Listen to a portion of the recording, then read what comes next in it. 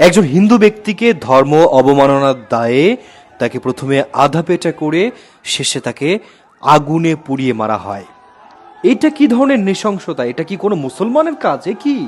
যে বিষয়টা আমি বলবো সেটা হচ্ছে, দেখেন, যখন এই দীপচন্দ্র সাহা, ইনি ময়মনসিংহের ভালুকা উপজেলার ডোবারিপাড়ার একজন বাসিন্দা, একজন হিন্দু ব্যক্তি, ইনি একজন স্থানীয় গার্মেন্টস কর্মী, এবং এনাকে যে মারা হলো নৃশংসভাবে, সেখানে জাস্ট একটা অনুমান বা সন্দেহাতীতভাবে যে তিনি নাকি কটূক্তি করেছেন। আচ্ছা ঠিক আছে, তিনি ধর্মকে নিয়ে কটূক্তি করেছেন, মোহাম্মদ সাল্লাহ সাল্লামকে গালি দিয়েছেন, ঠিক আছে, আমি মানছি।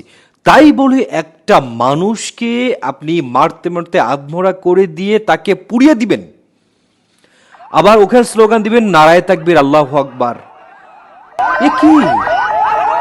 মানে এই যে ঘটনাটা আপনারা করলেন, আচ্ছা ঠিক আছে, মোহাম্মদ সাল্লাল্লাহু সাল্লামকে অবমাননা করছে, এটা করার অধিকার কারণ নেই, তার জন্য ভিন্নভাবে তাকে বোঝানো যেত বা অন্য ওয়েতে শাস্তি দেওয়া যেত, কিন্তু আপনি তাকে ডাইরেক্ট মারলেন, মারতে মারতে আধামরা করে তাকে জীবন্ত, তখন তিনি জীবন্ত ছিল, যখন তাকে পুড়িয়ে মারা হয় তখন সে জীবন্ত ছিল, এবং তাকে আগুন দিলেন আপনারা, দিয়ে নারায়ে তাকবীর আল্লাহু আকবার স্লোগান দিচ্ছেন। কত বড় বেয়াদব এবং নৃশংসতার পরিচয় দিয়েছেন এই তৌহিদি জনতা। আপনি ভাবেন যে মোহাম্মদ সাল্লাল্লাহু আলাইহি ওয়াসাল্লামকে কটূক্তি করলেই তাকে আগুনে পুড়িয়ে মারতে হবে? আমি ইসলামী পণ্ডিত না, তারপর যতটুকু আমি জেনেছি, যদি আলেম মুহাদ্দিসরা থাকেন আপনারা নিশ্চয়ই একমত হবেন, যেখানে আগুন আল্লাহ পাক নিজে সৃষ্টি করেছেন এবং আগুন দিয়ে মারার অধিকার একমাত্র আল্লাহ তাআলারই রয়েছে। আগুন দিয়ে পোড়ানোর অধিকার পৃথিবীর কোনো মানুষের দেন নেই। আপনি আগুন দিয়ে একটা মানুষকে পোড়ালেন কেন? জীবন্ত মানুষকে কেন পোড়ালেন? জাস্ট ধর্ম অবমাননার দায়ে। তার পরিবার বলছে সে এরকম কাজে লিপ্ত নই, এবং এখানে প্রমাণিত যে তার আরো কয়েকজন কলিগ ছিল গার্মেন্টসে, তাকে ফাঁসানোর জন্য এভাবে ইচ্ছাকৃতভাবে তার বিরুদ্ধে প্রপাগান্ডা ছড়ানো হয়েছে। এটা একেবারে 100% শুদ্ধ নয় যে সে কটূক্তি করেছে। যে কাজটা করলেন, আসলে এখানে কি ওই এলাকায় কোনো মুফতি মুহাদ্দিস বা কোনো জ্ঞানী ব্যক্তি ছিল না যে এই কাজটা করলো? নৃশংস কাজ, একটা মানুষ হয়ে একটা মানুষকে পোড়ালো জীবন্ত। এই মানুষটা জীবন্ত ছিল যতক্ষণ তাকে মারতে মারতে, মানুষটা জীবন্ত ছিল। এখন তাহলে বলতে পারেন যে আমি তাহলে কি দালাল হয়ে গেছে, আমি হযরত মুহাম্মদ সাল্লাল্লাহু আলাইহি ওয়াসাল্লামকে কটূক্তিকে সাপোর্ট করছি?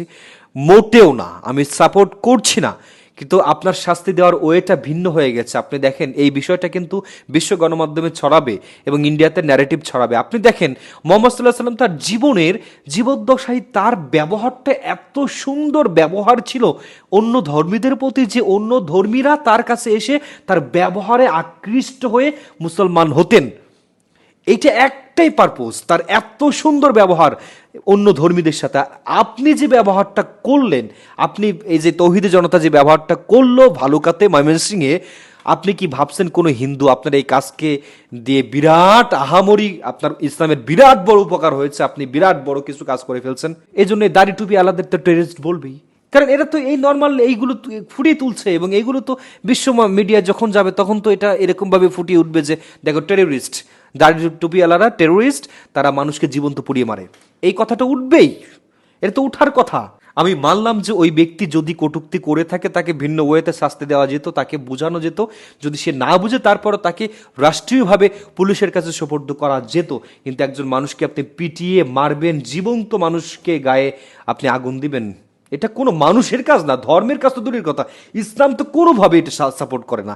আমি মুফতি মুহাদ্দিস না, আপনি আপনি জিজ্ঞেস করেন, আপনি কোরআন হাদিস বিশারদকে শুনেন, যে এটা কোনো, যে কাজটা ইনহিউম্যান, অমানবিক, সেই কাজটা ইসলাম সাপোর্টই করবে না।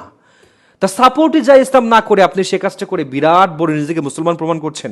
আসুন আমরা এই সকল কাজ থেকে দূরে থাকি, এবং যারা এই সকল এই মববাজি করছে, যারা এইরকম তাওহীদ জনতা নামে এই সকল কাজ করছে, তাদেরকে আমরা বিতাড়িত করি, তাদেরকে আমরা শিথিল হওয়ার কথা বলি, যেন আপনার ব্যবহার এমন হওয়া উচিত যেন আপনার ব্যবহার দেখে অন্য একজন অমুসলিম আপনার সুন্দর কোমল ব্যবহার দেখে আপনার প্রতি আকৃষ্ট হয়, আপনার সাথে মিশতে পছন্দ করে, আপনার ধর্মকে সর্বোচ্চভাবে সম্মান করে।